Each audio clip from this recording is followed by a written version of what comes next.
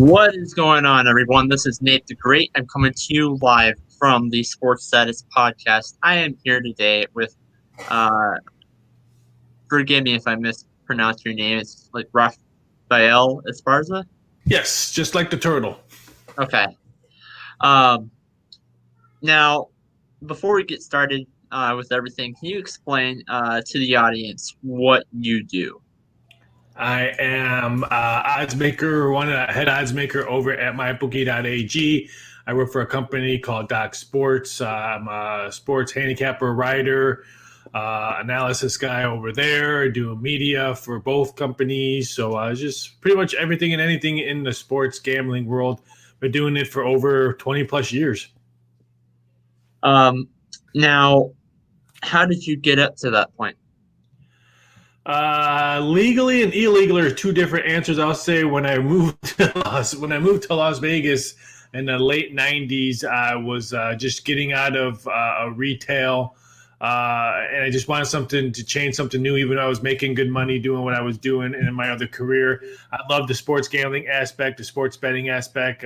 Since I couldn't play sports anymore in high school due to health reasons, I was always fascinated by the number sides of sports, the statistics, anything that's in and out. That if you're not physically playing, well, okay, what's the percentages of this? What's the percentages of that? What's the point spread? How do you make the point spread in the totals and stuff like that? So I was always fascinated with that. So Caesar's Palace in 1997 gave me a shot to work in their sports book, and my first day working there, a whole bunch of people got fired. They started cleaning house, and I was supposed to be a ticket writer. That's a guy that's out front, that's taking all the wagers, pretty much almost a sportsbook cashier. Well, my first day, a whole bunch of people got fired in the back. A computer admin, which was the guy that puts all the numbers on the boards, puts all the numbers on your tickets, on the sports betting boards, the TVs, everything.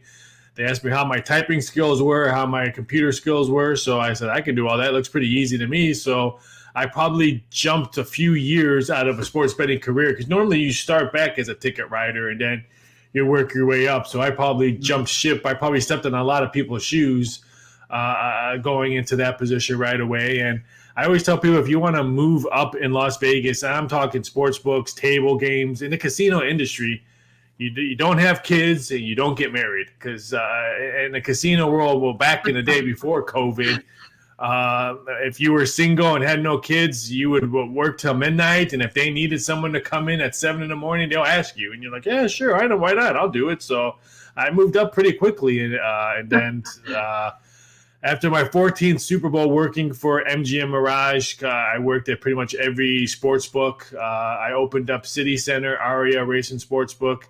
As my contract was ending, I was just burnt out. I was getting so many other options to do TV, media, do other odds, and corporate America was taking over the Vegas life, and I didn't like the way sports betting was going with corporate America. So I left and started opening up my own companies. Now, outside the NFL, do you cover that stuff for the NBA? Any other outside league? Oh, I do everything and anything in sports, from the almighty NFL to English Premier League soccer to Belarus soccer. And one thing you had to learn when COVID was going on, because U.S. sports pretty much shut down when COVID happened, but there were still Belarus soccer in Belarus. There was Russian table tennis being played up in Russia. There was so many other sports where, in my world, people still wanted to bet on something. People still wanted to watch on something. So I was getting so many requests to, hey, can you do betting odds on cornhole? Can you do betting odds on Russian table tennis? Can you do betting odds on everything? So not only do I do all the sports, I do all the political stuff. I do all entertainment, movie betting odds, Rotten Tomatoes scores of movies coming out. So I would probably have to say now probably 65% of my job is sports, and 35% is all entertainment, political, anything you can think of. We'll put a betting number on it. Now, going into the next topic, can you explain how that all works? The over under and the number, the point spread that you use for that. Well, for us, it's pretty easy. I mean, everyone thinks, "Oh, how did you guys figure that number? How did you guys make that number?" The first thing that comes in my head when I'm making a number is, how am I going to get two-way action? At the end of the day, we could care less who wins. If the betting number is -7, we're trying to get two-way action out of it. So it doesn't matter who wins for us. It doesn't matter what the jerseys people are wearing. If we get two-sided betting action, we're happy. So we're just trying to figure out what's the public's going to do. You have to know your public. If you're in Vegas, you know you're going to get a lot of California bets. You're going to get a lot of Phoenix bets. If you're New York, you're going to get a lot of New York Giants, Jets, New York Knicks, New York Brooklyn Nets bets. So you pretty much have to know your public to make that number and try to just get two-way action out of it. The over-under, when it comes to football, you have to know what quarterbacks, injuries, weather reports, stuff like that. Perfect example, I can guarantee you, if it's snowing at the Buffalo game against the Ravens and the Green Bay Packer game is still playing, but every commercial, they keep on showing the snow in Buffalo, I can guarantee you by kickoff that total moved about 2 to 3 points, because the betting public's always going to bet an under game if there's weather involved. So you have to always keep a mind on that, on weather, if it can change and stuff like that. And then, of course, injuries. If you look at the NBA, look what happened with the Houston Rockets. They just gutted their whole team. And so you have to kind of fluctuate with the pub. I mean, perfect example, we banked yesterday with the Houston Rockets winning on the road against San Antonio, because every month, I think last time I went to checked, it was like 80% tickets being written on San Antonio and about 20% tickets written on the Houston Rockets. And who won? The Houston Rockets won. So it's just knowing your public is pretty much the best thing you can say about that.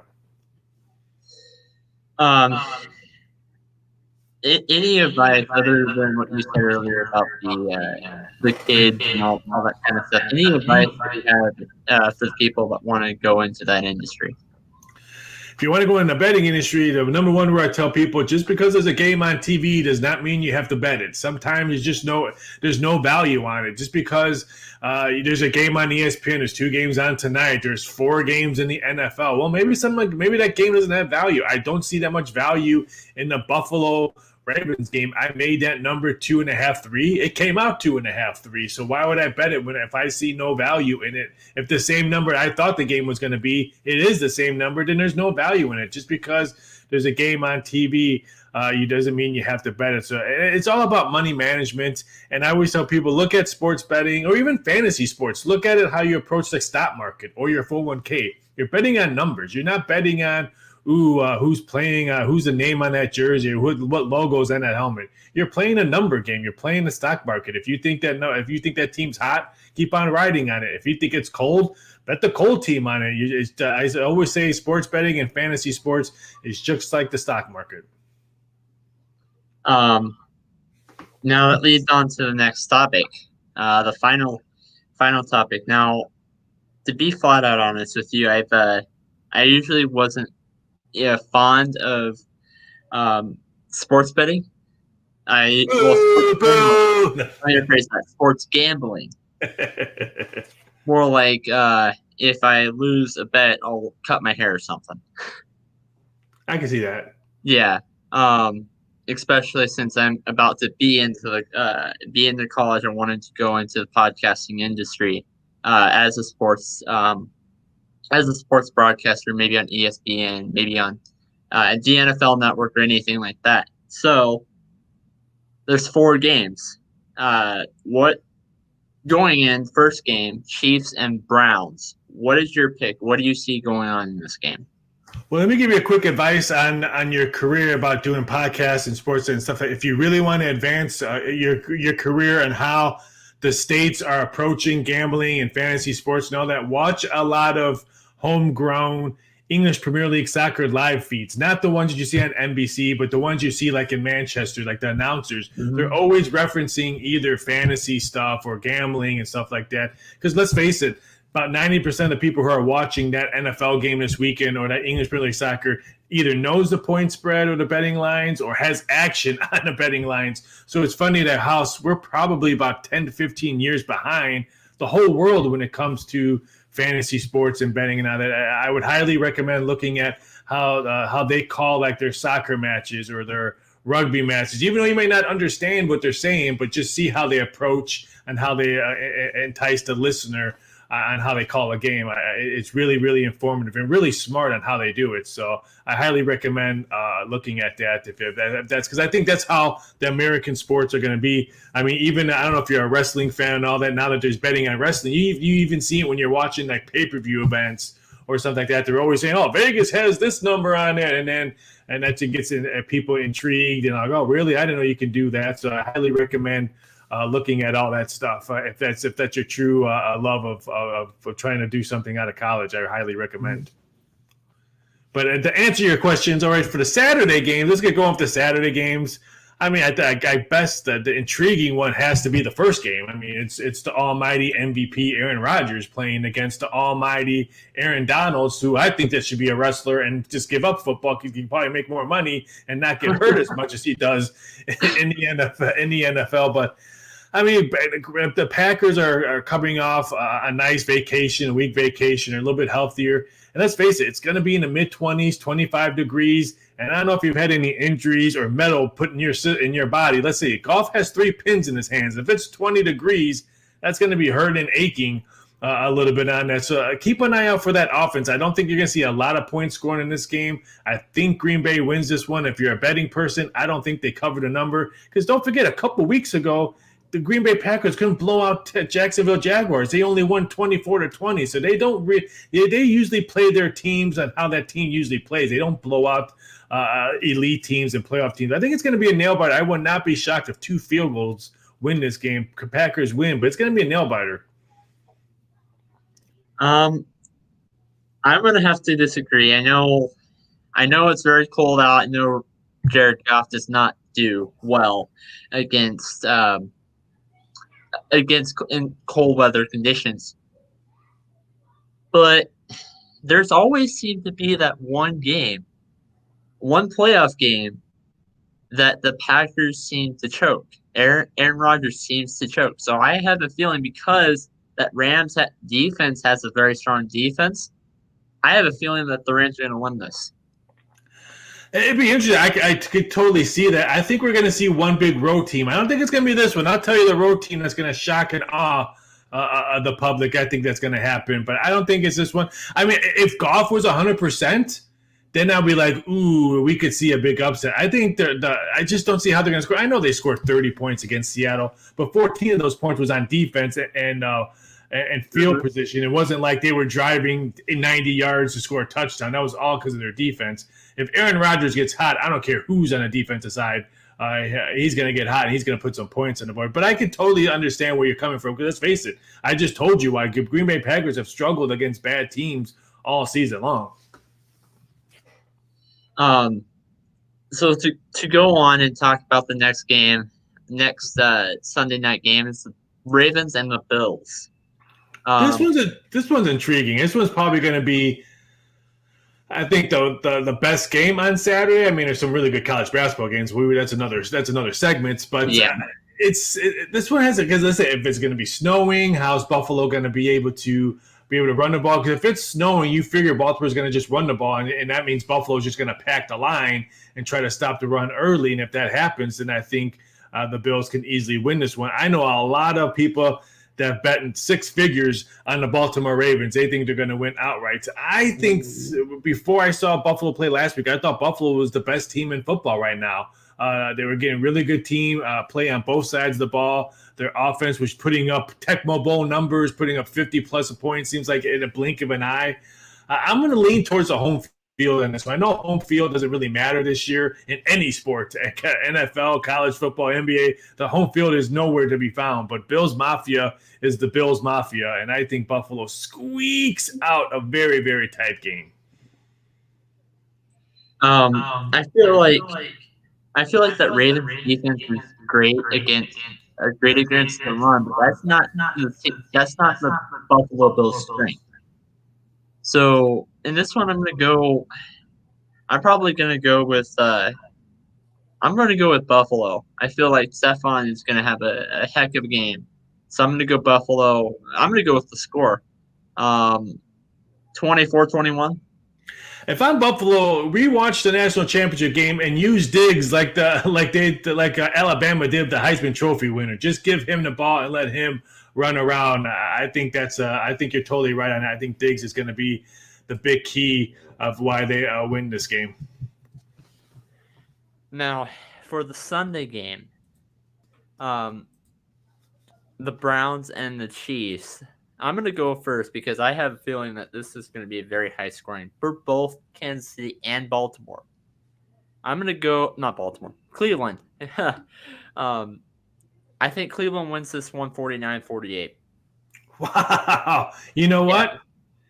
You're the second person, and I've done 35, I think, interviews since Tuesday. And and everyone's laughed at me. Everyone said I'm crazy. I've had tweets, I've had Instagram. You're crazy. But I've called it. Cleveland Browns win this game. I'm sorry. I think Chubb and Hunt are going to be the big key factors on why they control the tempo the whole game, and they're going to keep the Kansas City Chiefs offense on the sidelines, watching their tablet, catching up on Cobra Kai on Netflix, or trying to clean their DVR. I think Cleveland's going to be able to run the ball, and I haven't been sold on Kansas City all season. This is not the Kansas City Super Bowl champs we saw last year. They've struggled against the run. They've struggled against the pass, and their offense has been stagnant at times. I'm sorry. You're the only one. Like I said, I've done 2 interviews from the Cleveland area. I was on Cleveland ESPN, and I've done Cleveland AM radio this morning, and they all laughed at me saying that I picked the Browns to win straight up. So I agree with you. I think the Browns shock, and we're going to have a 1980s AFC Championship, Buffalo Bills and Cleveland Browns. Yeah, and not only to add on to that, but they have not won by more than one possession. I mean, more than one score since week 8. Yes, I agree. I mean, the Raiders went there and took control of that game early, and then drove around the stadium laughing at them. We beat you on your home field. I'm not sold on Kansas City Chiefs. I'm not sold on this team either. I'll give you plug if this happens. I'm going to give you a lot of plug on Monday because I have 28 interviews scheduled for Monday to talk about, and I'll give you some big plug with me when I do all those interviews because you're the only person that's been on my side with the Browns. And I only have Kansas City scoring a lot because of fourth quarter. I feel like this fourth quarter they're going to put up a lot of points because they're down behind. I can see that. I can see that. This one will probably produce some points. I think the next game we're going to talk about is going to have the biggest points of all 4 games. Wow. So the next game is the Buccaneers versus the Saints. I'm a Denver Broncos fan, and this had to make me laugh. The Tampa Bay Buccaneers put up the same number of points against the New Orleans Saints the second time they went around when Denver played against the New Orleans Saints, and Denver had no quarterbacks. So I agree on that one. I think the Saints win this game, but everyone says, "Oh, the Saints defense, it's been lights out. They've been really good." No, they haven't. Their defense has not given up. They played some bad teams, and no disrespect to your Denver Broncos, but they beat them with 0 quarterbacks. They beat the Chicago Bears, where me and you could probably done better than Trubinsky. Ooh, they beat the Carolina Panthers in the last week, 33-7. Oh, who the Panthers had that week? They played some weak offensive teams to just stack up their defensive stats all season long. When you said about the Chicago Bears, they actually played. Bears actually played Nick Foles in that game. Well, yeah, it's exactly the first game Nick Foles and Trubinsky played this game. Oh, okay, yeah, I see what you're saying. I thought you were talking about the overtime matchup. Yeah, so I'm not sold on the New Orleans defense. I mean, it's good, but I think they win this game just because of their Saints offense. Thomas being back, Kamara being back, Harris being generated last week with their offense. That gives them another weapon, and I think that's just going to open up the tight ends in the second half. So I think Tom Brady is going to be sitting on his couch watching the NFC Championship this year. I'm actually going to go with the Saints as well, and I'm saying that because of their last 2 head-to-head matchups. The first one, I understand the struggle, the chemistry, and all that kind of stuff. First game, I understand that because they brought in so many new pieces. But the second game, though, was just crazy, in my opinion. This is like the lowest I think Tom Brady's scored in his career. I mean, actually, he didn't even score that game, but whenever he was starting, I think that was the lowest that the team he was on put up on the number of points. That game reminds me when they won 38-3. So that game reminds me of last week's AFC Championship. If you get that first quarter of the Steelers Brown game, Pittsburgh wins that game because Pittsburgh actually outplayed the Browns in the last three quarters. The same thing. The Saints scored 31 points. Was it 31-0 at halftime? I do remember in that game. If you get rid of let's say if you just get rid of the first quarter, it's a totally different ball game. If you got rid of those 14 points quickly that the Saints scored on back-to-back turnovers. So, but I agree. I just think and the better team, I think, just is going to win this game. No disrespect to Tom Brady and the Buccaneers. I just think the Saints are a better team. Yeah. So Saints win this one, and the last thing is, do you have any final thoughts before we give this a close?